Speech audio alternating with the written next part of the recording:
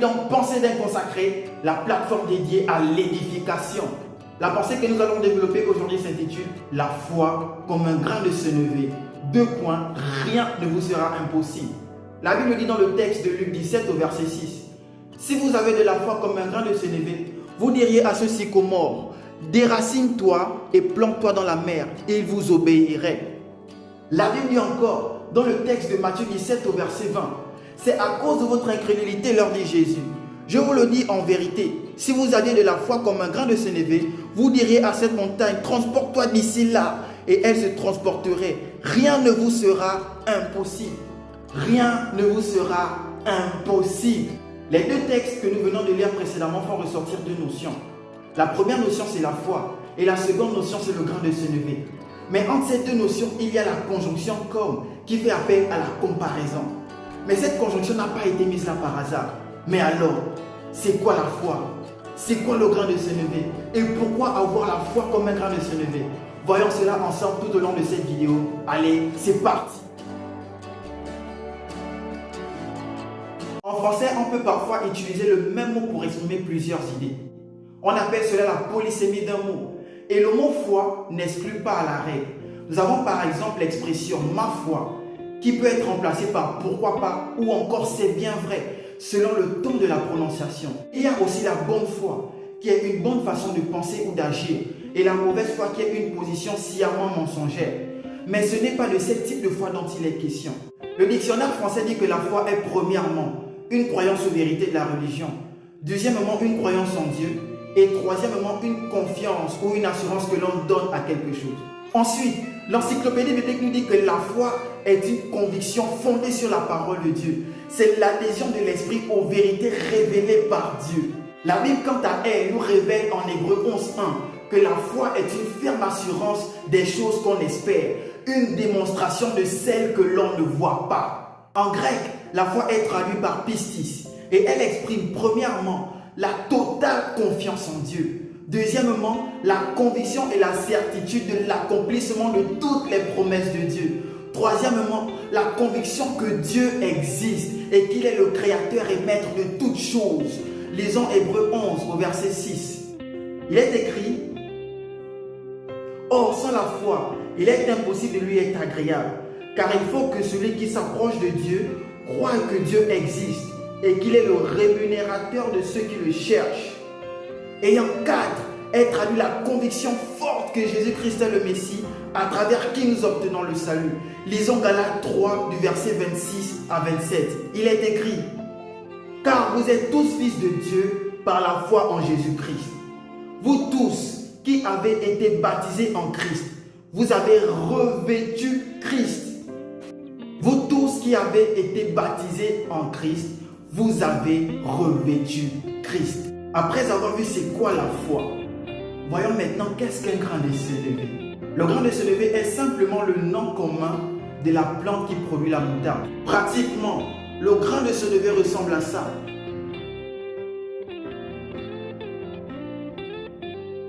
Une fois arrivé à maturité, le grain de sénévé devient ce type d'arbre. Arrivé à maturité, la hauteur de cet arbre varie entre 80 cm à 2 mètres. Jésus lui-même dit dans le texte de Marc 4, verset 30 à 32, « À quoi comparons-nous le royaume de Dieu? Ou par quelle parabole le représenterons-nous? Il est semblable à un grain de sénévé qui, lorsqu'on le sème en terre, est la plus petite de toutes les semences qui sont sur la terre. Mais lorsqu'elle a été sémée, il monte, devient plus grand que tous les légumes et pousse de grandes branches, en sorte que les oiseaux du ciel peuvent habiter sous son ombre. » Tout simplement, le grain de sénévé, c'est cette petite graine-là qui, une fois en terre, produit un arbre gigantesque, aux branches gigantesques qui sont un abri pour les oiseaux du ciel. Alors maintenant, pourquoi avoir la foi comme un grain de sénévé? Jésus dit dans le texte de Luc 17 au verset 6, « Vous diriez à ce sycomore, déracine-toi de là et va te planter dans la mer et elle vous obéirait. » Il dit encore dans Matthieu 17 au verset 20, « vous diriez à cette montagne, transporte-toi d'ici là, et elle se transporterait. Laissez-moi vous faire remarquer une chose. C'est que dans le texte de Luc, il est question du sycomore, qui est un arbre. Et dans le texte de Matthieu, il est question d'une montagne.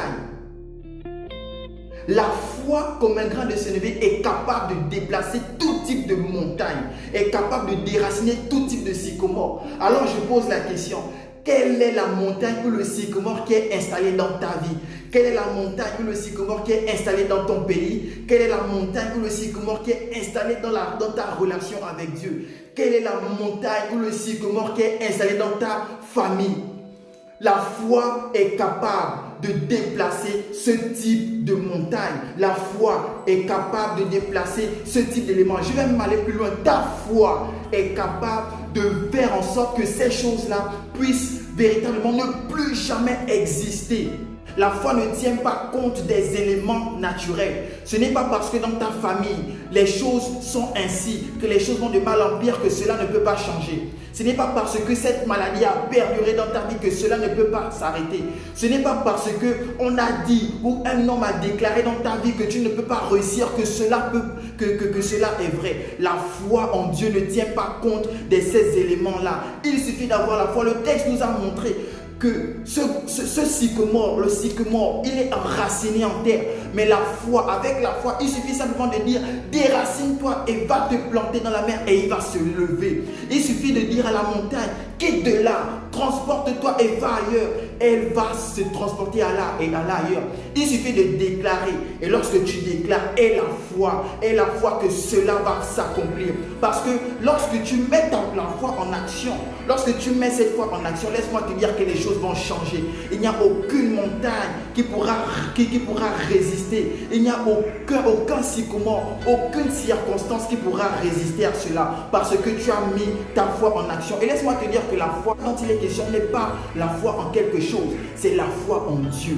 Il suffit d'avoir la foi en Dieu. Cette ferme conviction que ce que Dieu a dit dans ta vie va s'accomplir. Cette ferme conviction que ce que Dieu a annoncé pour ta destinée va s'accomplir. Et la foi, peu importe le nombre de temps, peu importe le nombre d'années, peu importe peu importe la période, que tu sois jeune, que tu sois vieux, ce que Dieu a déclaré dans ta vie s'accomplira certainement et tu verras les fruits. Ce qui m'émerveille dans le texte de Luc 4, verset 30, c'est que la Bible nous montre que le grain de sénévé, c'est ce petit grain-là.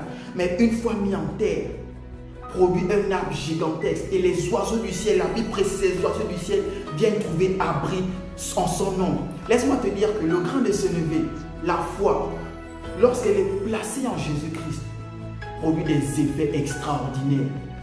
Produit des effets, je répète ça. Laisse-moi te dire que la foi, ta foi, une fois elle est placée en Jésus-Christ, produit des effets extraordinaires. Et beaucoup de personnes verront les effets de cette foi-là dans ta vie. Et beaucoup de personnes verront les effets de cette foi-là dans ta société. Je répète, cette foi-là, ce n'est pas la foi en n'importe qui. C'est très important, c'est la foi en Dieu. Cette graine-là, il faut qu'elle soit semée en terre. Cette terre, c'est Dieu. Il faut que ta foi soit semée en Dieu afin qu'elle produise des effets extraordinaires. Sinon, rien ne se passera. Il est grand temps de réaliser quelque chose de très important. Jésus-Christ a dit que si nous avons la foi comme un grain de sénévé comme ça, une petite foi comme ça, on est capable de faire des choses extraordinaires. Mais alors, je te pose la question, si maintenant notre foi a la dimension d'une montagne, quel type de choses extraordinaires serons-nous capables de faire? Si seulement il faut reprendre ça. Avec ce type de foi, petite foi comme ça, on est capable de dire à la montagne, à tout type de montagne et à tout type de sycomore, de se déraciner et de se transporter. Et elles le feront. Mais maintenant, si nous avons la foi comme une montagne, quel type d'effet il pourrait y avoir? La foi, comme le grain de sénévé, est le b.a.-ba de la foi. C'est le bas niveau de la foi. C'est l'école primaire de la foi.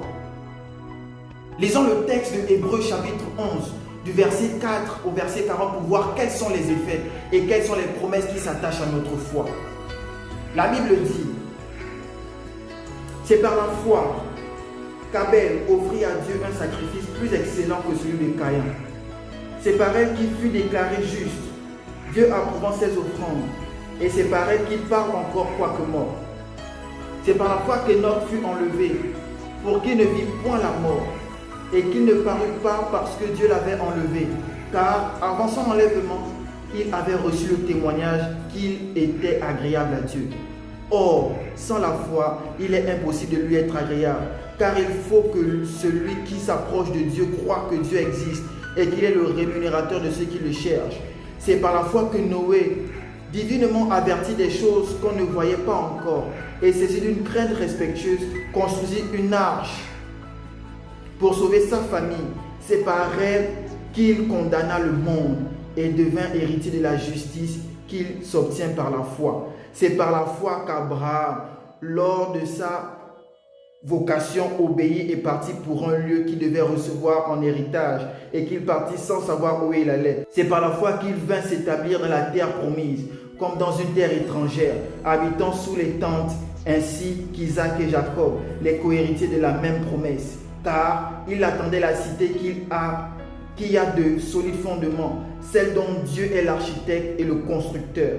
C'est par la foi que Sarah, elle-même, malgré son âge avancé, fut rendue capable d'avoir une postérité, parce qu'elle crut à la fidélité de celui qui avait fait la promesse. C'est pourquoi, d'un seul homme, déjà usé de corps, naquit une postérité nombreuse, comme les étoiles du ciel, comme le sable qui est sur le bord de la mer et qu'on ne peut compter. C'est par la foi qu'ils sont tous morts, sans avoir obtenu les choses promises.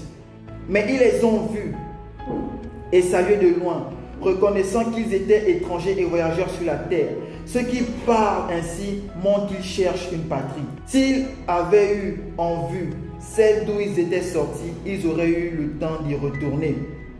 Mais maintenant, ils en désirent une meilleure, c'est-à-dire une céleste. C'est pourquoi Dieu n'a pas honte d'être appelé leur Dieu, car il leur a préparé une cité.